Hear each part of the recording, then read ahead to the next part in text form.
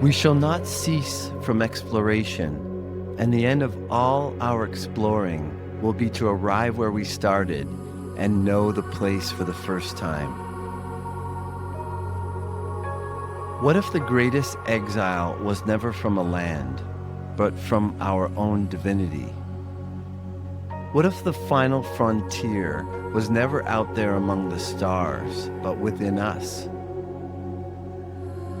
This is the story of Israel and of the covenant still unfolding in the heart of humankind.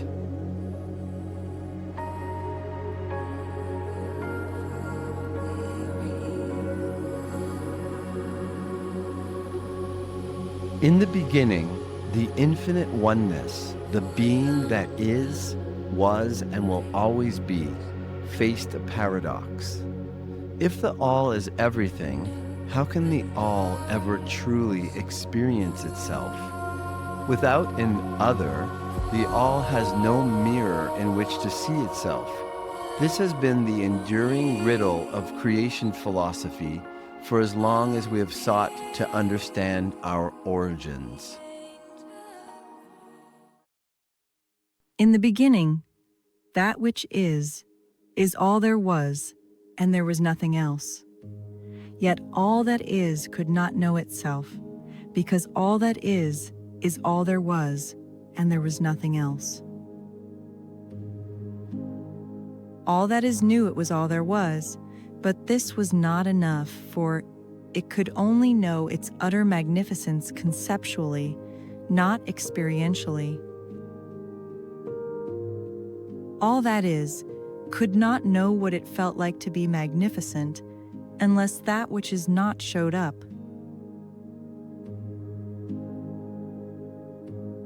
You know the Creator. You know that what the Creator created was an energy. You know that energy was in aloneness, in a void. And then, in that aloneness, that which created, intelligent, had only itself, which was all-knowing, all wonder, all creativeness, encompassing all. Over a period of time, if you play a game with your mind in your head, you reach a point in your mind where you know every game. Is that not so? Let's take a moment to imagine what playing a game of chess against yourself is like. Now imagine everything, anything that can be created is always operated by and within the oneness, by the oneness, as the oneness. If you could not challenge your own mind, would you be bored? Therefore, first there was the thought, then the necessity to challenge the thought. Do you understand? Therefore, to create a game in which all parts of you had a choice to do as that part wished, but were connected, it would then create a game in which you did not know the results. Would that not be more jollyful? By creating the expansiveness of the oneness, the one brings forth an arena where its own presence can be reflected and experienced. What is the key instrument to do so? A sense of individual self, an I that can choose from within itself, an I that can say, I am.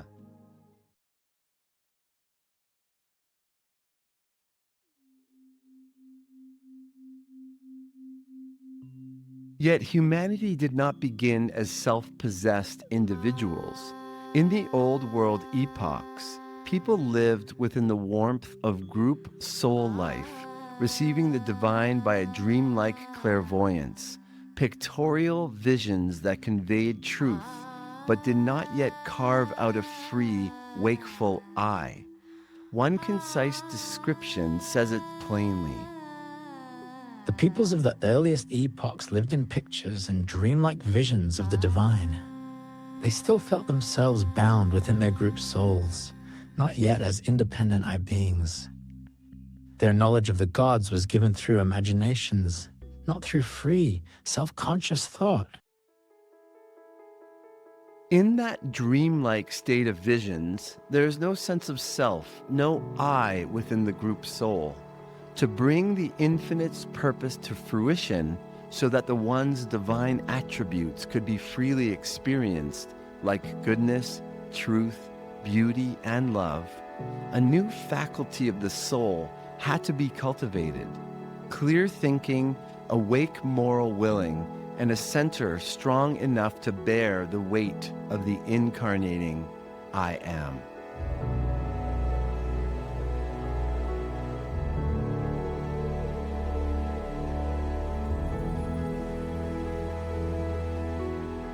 At a precise moment in Earth's evolution, a change of consciousness is prepared from knowing God only through this twilight, dreamlike vision to a fully awake, intellectually aware form of consciousness through a newly clarified organ of thinking.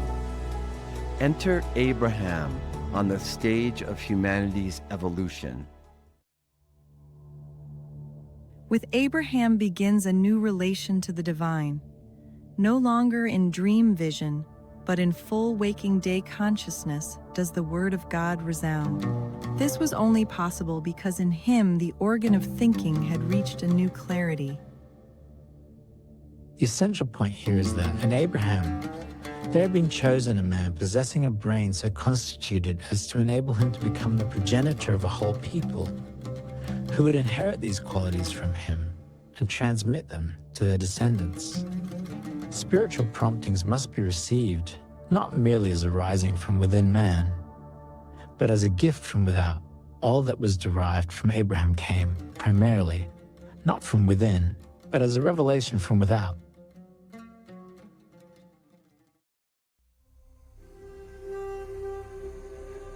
When revelation no longer arose within as a direct, dreamlike experience of the divine, but instead came from without as a word spoken into a consciousness awake and aware of itself, a new evolutionary step had begun. This shift created the necessary separation. When the all withdrew, a gap was born, a perceived distance within the infinite. In that space, the human I could awaken, for only by standing apart could the soul behold the divine as other and know itself as one who sees. The mission of Abraham was to receive the revelation of the divine, no longer in dreamlike clairvoyance, but in the bright clarity of day consciousness through his intellect. For the first time, a man was able to look up with his ordinary human faculties and say, "God has spoken to me." In the space where the all had withdrawn, the human turned and saw the divine as other, and in that gaze, the I began to know itself. It was the Hebrew people, so organized that what we call knowledge of the world might evolve, free from the influences of the old clairvoyance. In Abraham, a suitable instrument for the development of reasoned, discursive thinking. A people is then formed around this breakthrough, called to inherit the intellectual capacity born inside a self that knows other, to cultivate a brain soul capable of knowledge that is removed from the old, inherited clairvoyance of direct connection to the divine. Yes, we can see the dilemma here. We can begin to appreciate the knife-edged potential danger of this stage of humanity's evolution. In order to bring experience of the divine through the I Am, the Jewish people were chosen to experience God as separate from themselves. This is the paradox at hand. The journey to serve the evolution of the One comes through separation from the One, a mystery we will deepen as we continue.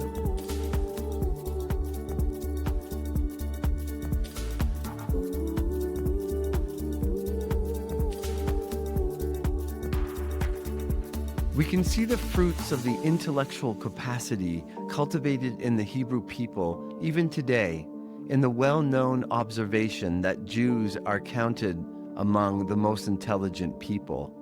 Yet Jews were not only chosen for this power of intellect, they were also forbidden from engaging in the dreamlike, intuitive communion as seen in the other cultures. This is well portrayed in the story of Joseph, a Hebrew who dreams of divine guidance only to be rejected and cast out by his brothers. Their act represents the Hebrew Jewish journey at the time to reject and cast out any form of visionary, dream-based revelation and remain firmly on the path of building a vessel grounded in the intellect to forward the earth mission of housing the I am in the individual self. What we find in the giving of the commandments at Mount Sinai is something entirely new in human evolution. In earlier times, humanity experienced guidance directly through images and inspirations. But in the revelation to Israel, something different appears. Here, the divine does not speak through trance or vision, but addresses the fully awake, day-conscious human being at the very core of their selfhood. As Steiner puts it, In contrast, the Yahweh God, uttering his commandments, speaking directly to the ego and the soul. This form of commandment is first met among the Jews. in other words, for the first time, the divine word is heard as a direct command to the human I, to the individual center of consciousness that could now begin to stand as an ego in relation to God.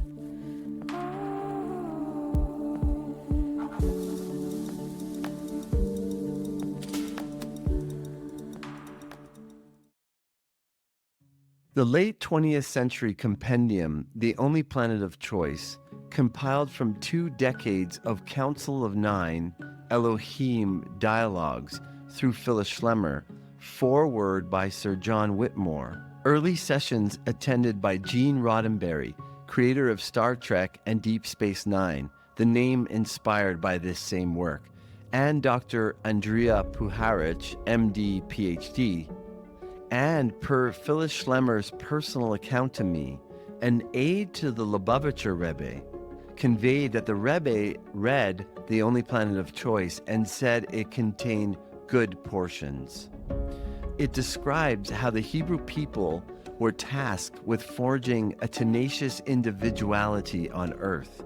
In keeping with Steiner's account, it speaks of the same historical moment of implantation in the third post-Atlantean epoch, around 3,000 years BC, out of Ur in the Chaldean Babylonian cultural stream.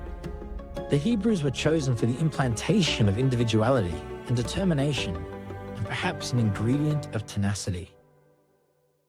Whereas other nations were brought to forward the Earth mission to create the I and did not succeed to do so, The Hebrews were the ones with the tenacity to persevere upon planet Earth.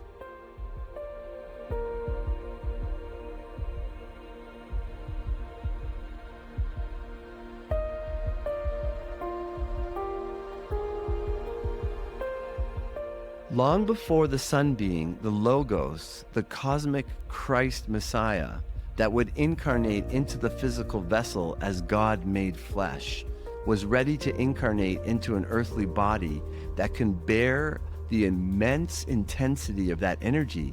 That sun being was proclaimed from afar.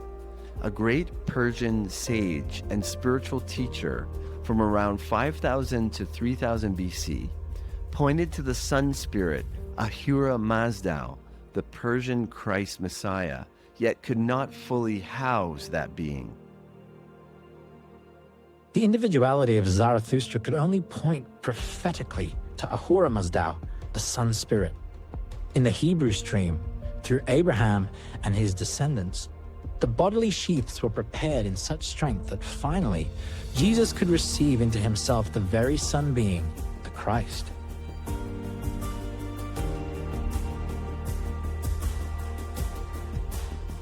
Why could earlier ages not bear the full sun nature directly? Before the time of Christ's incarnation, humanity was like a child learning to ride a bicycle. At first, the child isn't strong or balanced enough, so training wheels are needed.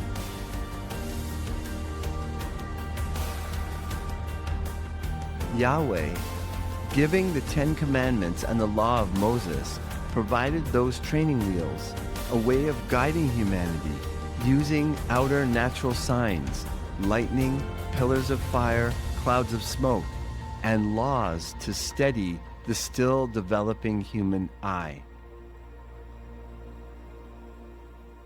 By the time of Jesus of Nazareth, humanity had grown strong enough to ride without training wheels.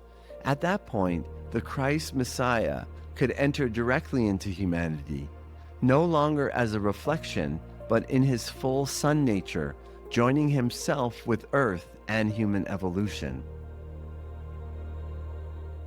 So the path of preparation is revealed. The eye must be solidified through intellect and actualized by the law of Moses, rules that are heeded as God's will. The vessel must be strengthened. The Son, the Christ Messiah, can then descend into humanity.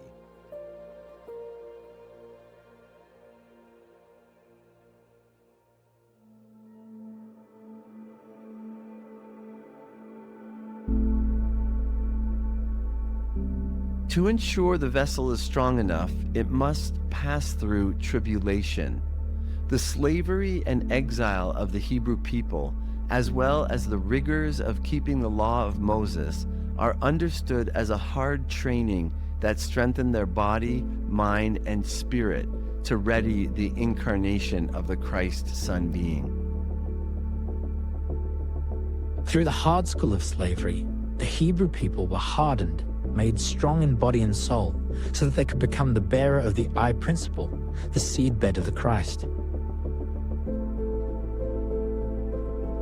Adam, the first human, began the process of pure spirit becoming densified, further downward into matter, inward into the isolated ego, until a nadir, the lowest point, was reached. This trajectory is clear.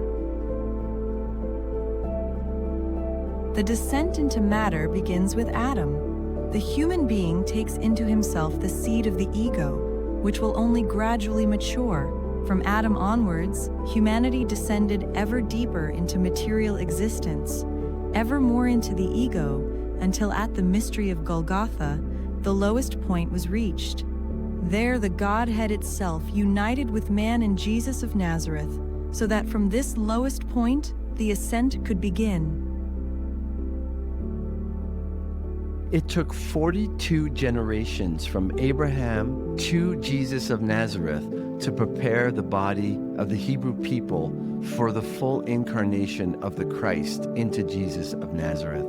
All 42 generations, with their struggles and burdens, were the long descent to a single point, the nadir where God's great purpose reached its fulfillment, the incarnation of the Christ in Jesus of Nazareth. This was the culmination of the entire divine endeavor, the separation, the mirror, the long preparation, all to house the I within humanity.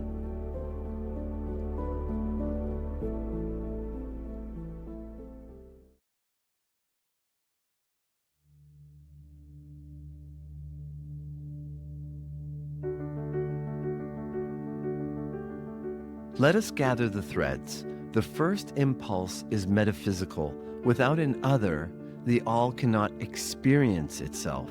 This was the motivation to create division in which the individual could experience itself, the I in itself.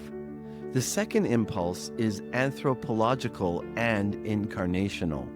Humanity must pass from dreamlike communion to wakeful individuality.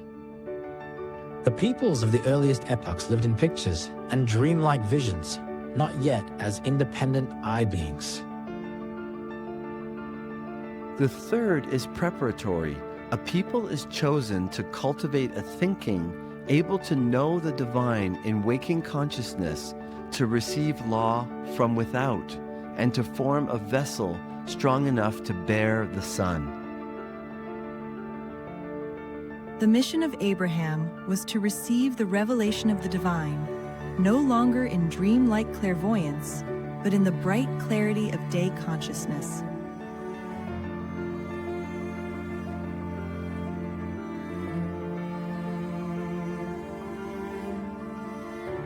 I am the I am, as a preparation for his coming. The name that addresses Moses, I am the I am, is, in this light, the world I, calling to the human I, initiating it into its vocation to mirror the divine in freedom and truth. I am the I am. Out of the lightning on Sinai, he gave the 10 commandments as a preparation for his coming. The commandments, speaking directly to the ego in the soul, God enters into a covenant with his people. The fourth is the tempering through trial. God's word to Abraham, know for certain that your descendants will be strangers in a land not their own, where they will be enslaved and oppressed 400 years. Genesis chapter 15, verse 13. What they endured gave them the firmness to receive into their flesh the power of the ego. The fifth is culmination. The bodily sheaths were prepared in such strength that finally Jesus could receive into himself the very Son being, the Christ.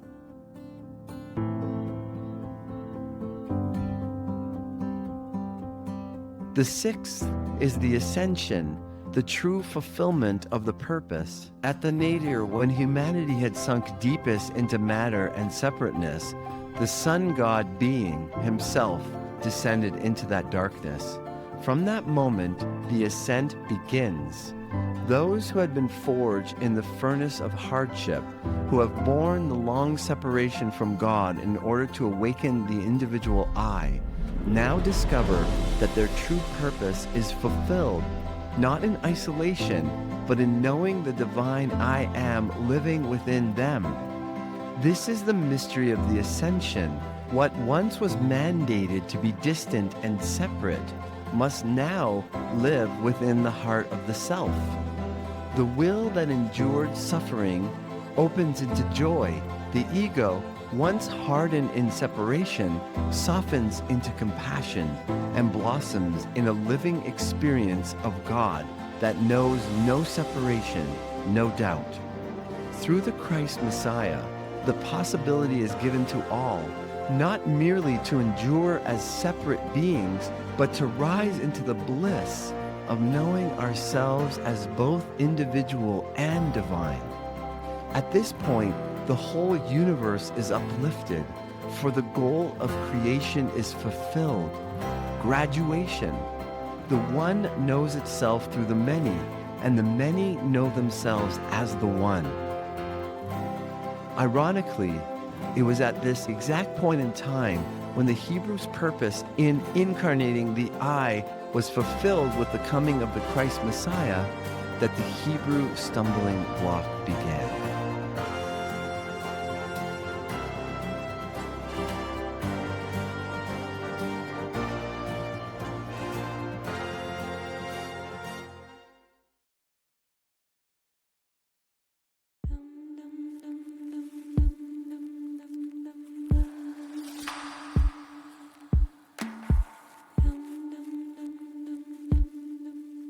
You ask why there is so much difficulty with the Hebrews. It is because they carry within them the seed of transformation. We know of the essence of the Hebrews. The genetic code, the DNA of the Hebrews, is such that when that is released, the universe is released. That is a very tall order. That is why there has been so much opposition and so much interference with them. That is why it has been so difficult for them upon this planet. They are the key. They are the beginning, and they are the end.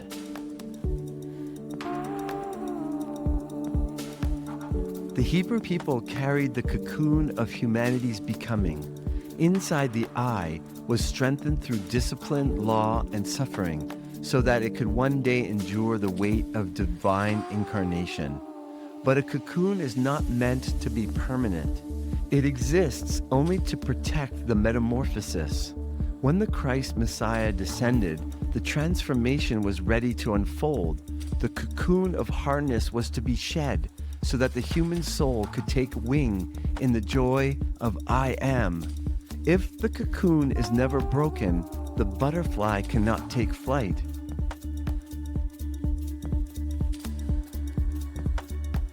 What you call the opposition seizes any opportunity to disrupt, to delay, to confuse.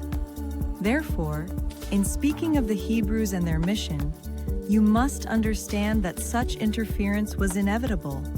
We would have been foolish or silly not to expect some kind of activity of the others, the opposition. That has always been so, for they are always ready to interfere where the work of creation moves forward.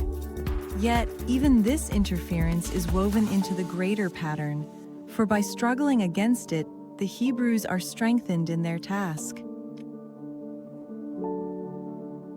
In our conscious mind, in our cultural memory, and in the very seed of our soul, we knew who we were and what we were for, our purpose. But precisely that ingrained hardness, the survival vigilance, the self-armoring of the strengthening individual I is the factor we had to overcome.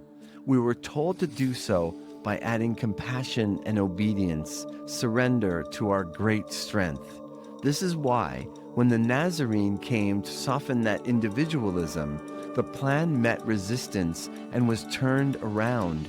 A universal mission narrowed into national self-protection, a shift the opposition were quick to corrupt and exploit.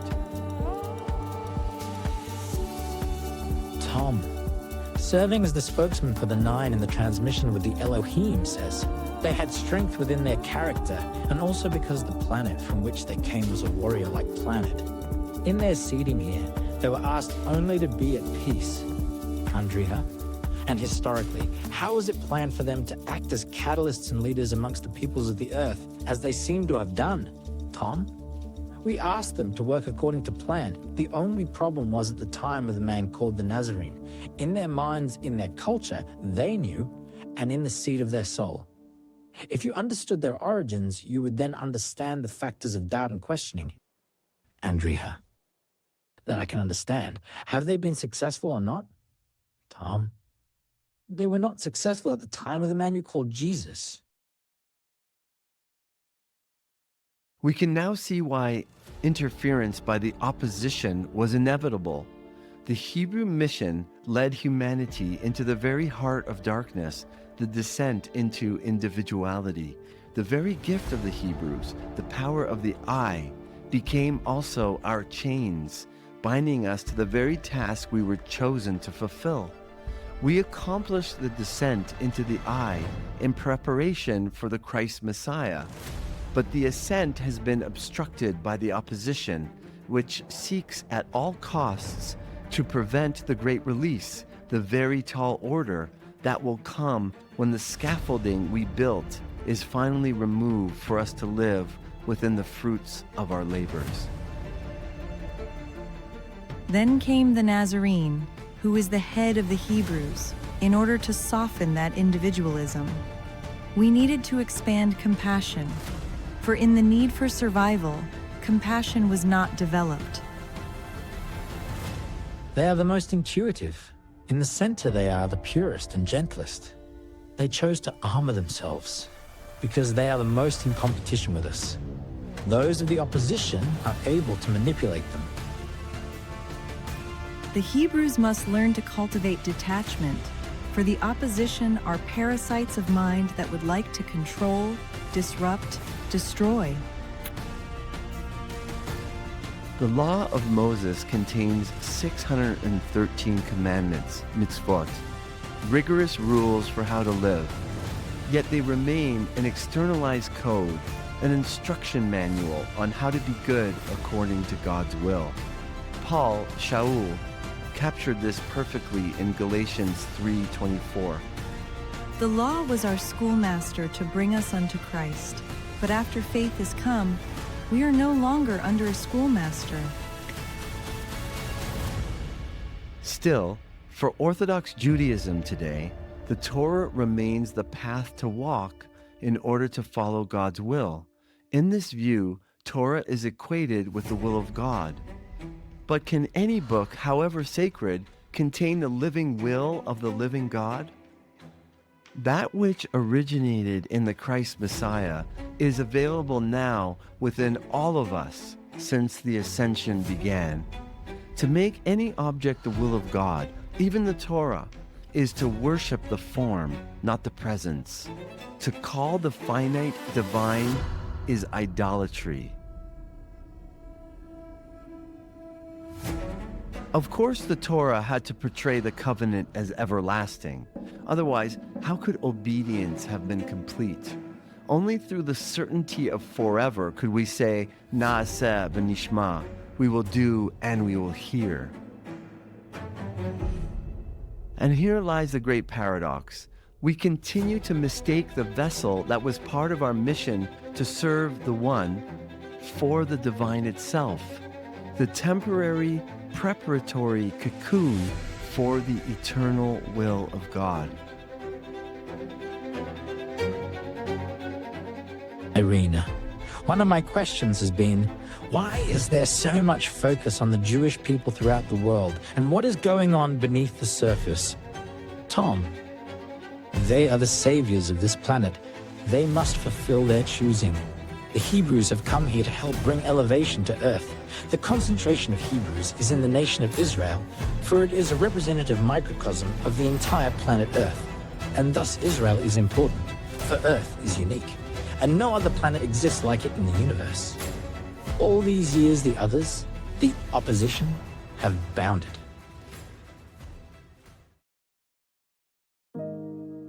Now all eyes turn to Israel. Anti-Israel sentiment is at a high. The overreactive vigilance of Jews labeling any criticism of Israel as anti-Semitism further alienates even friends loyal to Israel if they dare critique anything about Israel. This acts as a crying wolf for the immense anti-Semitism that is actually occurring on a global level. At Rephidim, the people quarreled against God, and immediately Amalek came and attacked them. Then the Lord said to Moses, "Write this as a memorial in a book and recite it in the ears of Joshua. I will completely wipe out the memory of Amalek from under heaven." And Moses built an altar and called it, "The Lord is my banner," saying, "Because a hand is against the throne of Yah, the Lord will be at war with Amalek from generation to generation."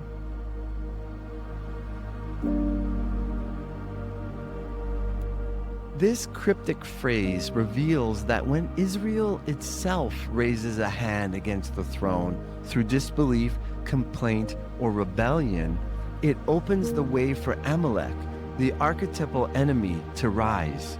Thus, the enemy appears again and again from age to age whenever Israel falters in its covenant. Andrea, was Jesus truly in the model of their expectations of the Messiah? Tom, yes, but because of their nature, they mostly did not recognize him, and throughout the generations within them lives the knowledge that they have made an error. But because of pride, they will not acknowledge this. Do you understand? Andrea, yes. Tom, so from this aspect we arrive at a nation that is fierce with pride, and from this grew the desire to help their own nation, so in effect our plan was turned around. Yet this is really their salvation because it shows the nations of earth that they are a nation that will not be conquered, in spite of the fact that they made an error. Every nation has made an error. Andrea, yes. Is there any possibility of rectifying that error and still saving their pride? Tom, they will come to accept this.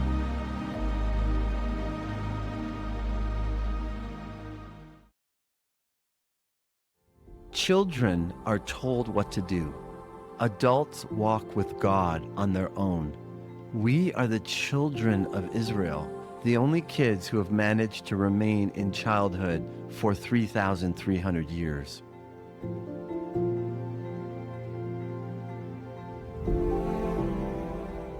What is needed now is for Israel and Jews worldwide to awaken gently yet clearly to the truths shared here. Violence and hatred toward Israel only act to strengthen the hardened individuality, the sense of separation, and the survival instincts forged against a hostile world. Israel has already proven its ability to stand the test of time and all manner of opposition and hardship. Jacob, after all, got the name Israel from wrestling with God's angel. All of this must be explained through the intellect, not shouted through the emotion. Israel stands with an open wound which has been reopened from generation to generation and includes a separation from the nations. It is time for humanity to be united.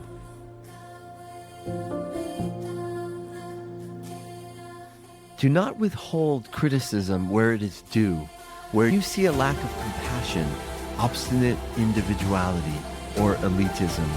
But let that criticism be compassionate and balanced, not dictated by the one-sided propaganda spun by those who seek Israel's destruction precisely because of its important role in humanity's evolution. Send prayer, send love. Envision the Jewish people open and together with the rest of the nations, awakening to Christ for what it truly is. Recognize in each and every one of us the light unto the nations fulfilled, and the very purpose of earth realized in a Christ living in every eye. A very tall order.